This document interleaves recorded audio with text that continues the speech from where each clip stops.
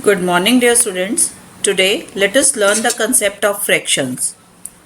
Children, fraction is a representation of a part of whole, unit, or collection of objects.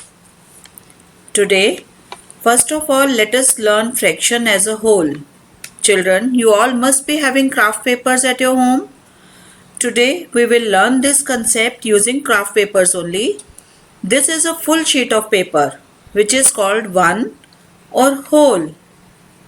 Now, if we cut this craft paper in two equal parts, each part will be called half.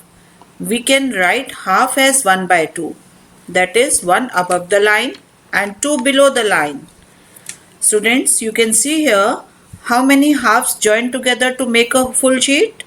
Yes, it is 2. So dash halves make a whole. 2 halves make a whole. Now students, let us take another craft sheet and cut it into 4 equal parts. Each part will be called 1/4. We can write 1/4 as 1 by 4. That is 1 above the line and 4 below the line. Again students, we can see that 4 1/4 will join together to make a whole. Students, take one more craft sheet and cut it into 3 equal parts. Each part will be called 1/3 and will be written as 1 by 3. That is 1 above the line and 3 below the line. Students, here also we can see that dash 1/3 make a whole, 3 1/3 make a whole. Now children, let us learn fraction of a collection or objects or things. Here children, I would like to tell you that first of all count the total number of objects and write that number below the line. Then the number of shaded parts to be counted and written above the line. Clear children? Let us learn with this with example. Children, can you tell what fraction of the balls are purple here? Student, as I explained that the total number of balls to be written below the line. Total number of balls here is 4 and number of purple color ball, that is 3, to be written above the line. So fraction will be 3 by 4. Next children, can you tell what fraction of the arrows hit the bullseye? Children, can you tell me how many total arrows are there? It is 3. So 3 to be written below the line. And what number of arrow is touching the eye? That is 1. So fraction will be 1 by 3. Next children, what fraction of the balls are blue? Again children, you need to count the total number of balls and the number of blue balls. Right?